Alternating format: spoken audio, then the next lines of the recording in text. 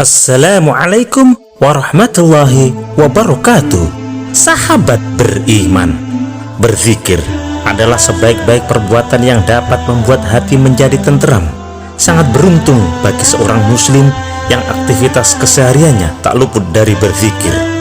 Selain mempertebal keimanan, keutamaan berzikir adalah Allah Subhanahu wa Ta'ala akan senantiasa mengingat orang-orang yang selalu berzikir. Hidup orang-orang yang berzikir senantiasa diliputi kebaikan dan dihindarkan dari kesulitan dan mara bahaya. Sebagaimana dalam Al-Quran, surah Al-Baqarah ayat 152, "Ingatkah kamu kepadaku? Niscaya aku ingat pula kepadamu." Sebenarnya banyak kalimat zikir yang dicontohkan Rasulullah SAW yang bisa kita amalkan. Tapi tahukah Anda tentang kalimat zikir yang ringan di mulut, namun kebaikannya dicatat seperti kita melakukan 1000 kebaikan? Mau tahu kisahnya? Simak ulasannya dengan menonton video ini hingga akhir. Sebelum lanjut, bagi kalian yang belum subscribe, silahkan untuk menekan tombol subscribe terlebih dahulu. Aktifkan lonceng notifikasinya. Bagikan video ini kepada teman-teman kalian agar semakin banyak orang yang mendapatkan manfaat dari channel ini.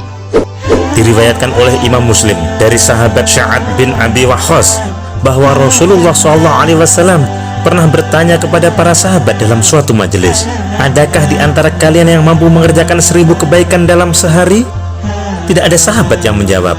Semua merasa tidak sanggup melakukan amalan sebanyak itu dalam sehari.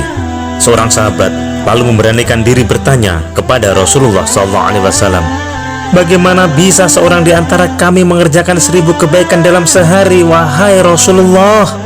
Rasulullah SAW lalu bersabda, "Jika seseorang bertasbih 100 kali dalam sehari, maka akan dicatat baginya 1000 kebaikan atau dihapuskan darinya 1000 kesalahan."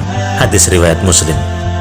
Tasbih menurut definisi para ulama adalah memurnikan Allah dari segala sifat buruk dan kekurangan dengan mengatakan Subhanallah, Maha Suci Allah. Tasbih termasuk amalan yang sangat mudah, tapi syarat dengan pahala.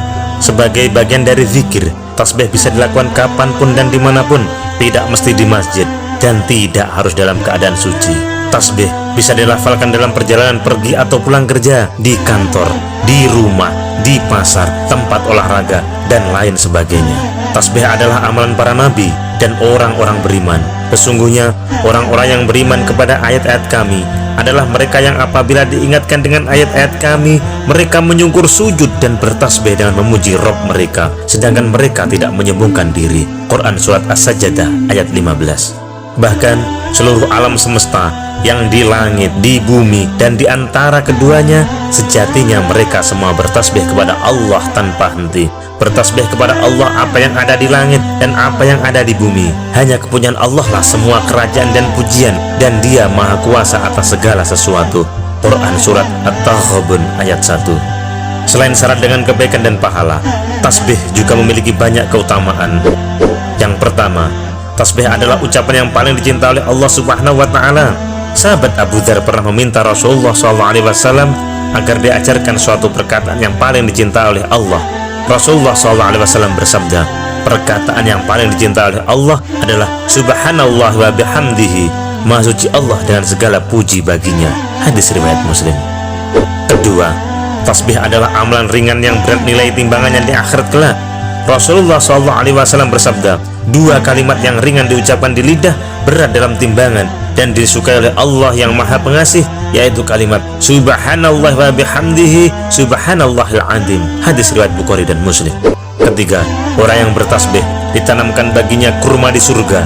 Rasulullah SAW bersabda, barang siapa yang mengucapkan Subhanallah wa bihamdihi, maka baginya disiapkan tanaman pohon kurma di surga.